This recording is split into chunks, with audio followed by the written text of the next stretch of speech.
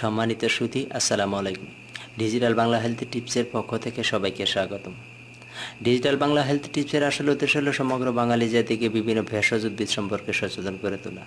তারই ধারাবাহিকতায় আজকে আমরা জানব গাঁদা ফুলের কী কী স্বাস্থ্য উপকারিতা রয়েছে এ বিষয়ে।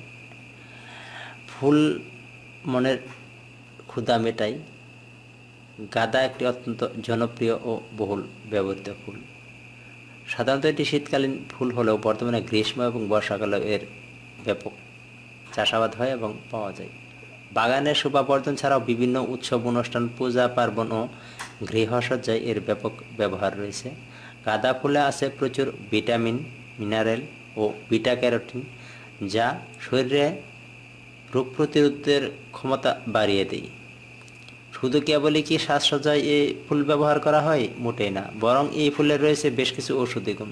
চলুন তাহলে জেনে নেওয়া যাক কী কী ঔষধি গুণ রয়েছে। ক্ষত ও আঘাত সারাতে এই গাঁদা ফুল। গাঁদা ফুলের পাতার রস কোথাও কেটে গেলে ক্ষত বা ঘা এমন জায়গায় প্রলেপ দিলে পাতা আর রস বা পাতা বেটে অত্যন্ত দ্রুত কার্যকরী ভূমিকা রাখে এই ফুল। হঠাৎ শরীরে কোথাও কেটে গেলে গাঁদা ফুলের পাতা রস ঘষে বা বেটে কাটা জায়গায় লাগিয়ে দিন, তৎক্ষণাৎ রক্ত পড়া বন্ধ হয়ে যাবে, ব্যথা কমে যাবে এবং তাড়াতাড়ি জোরে লাগে।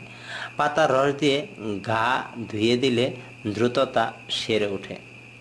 কান পাকা রোগে এই গাঁদা ফুল। গাঁদা ফুলের পাতার রস কান পাকা রোগ ছাড়াও ছত্রাকনাশক হিসেবে বেশ কার্যকরী।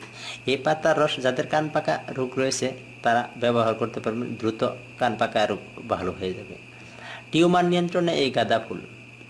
গাঁদা ফুলের নির্যাস ভিটামিনের বৃদ্ধি নিয়ন্ত্রণ করে। প্রাথমিক চিকিৎসা তো বটেই, টিউমারের মতো কঠিন রোগও সারিয়ে তুলতে পারে এই গাঁদা ফুল।